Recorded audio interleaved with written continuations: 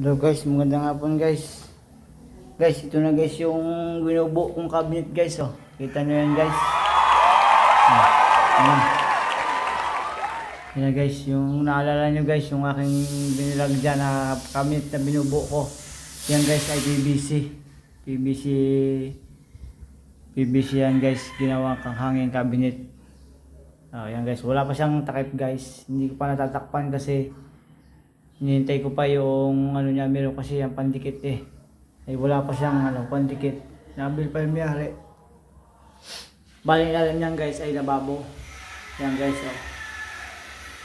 Yan. Kulang pa siya ng materialis pa, hindi ko pa siya nakakabit. Baka bukas pa ang magagawa ko yung niya, takip niya. Yan guys oh. Tapos itong guys na nakapatong na yung lababo yan yung pinakang kuwan. Bato eh. Bali yan guys, gilid niya yan. Lalagyan pa namin guys ng sealant. Adhesive na sealant. Yan, papaikot yan, papagayan guys. Para sa guys, dikit na dikit. Yan, hanggang dito yan guys. Tapos ito guys, pinagkantuhan ito. Lalagyan din yan guys na sealant, nakakulay din niya. Yan.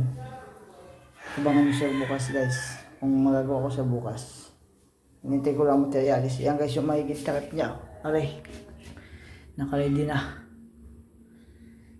Nakaready na siya. Hindi pa lang nakakabit. Ito guys ang pinakakon niya. Kaya guys itong pinalit ko dyan guys. Hindi dapat ay stainless. Yan ang pinalit ko kasi dahil lang hindi siya masyado siyang maigsi ito. Bitin.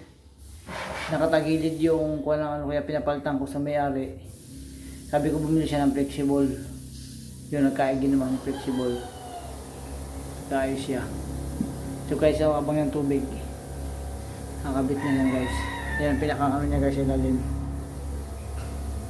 Patayan niya. Yan na guys. Sige guys.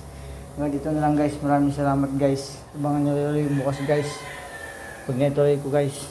Magagami ganun resulta niya pagkaya pinturahan na. Guys, salamat guys. God bless guys.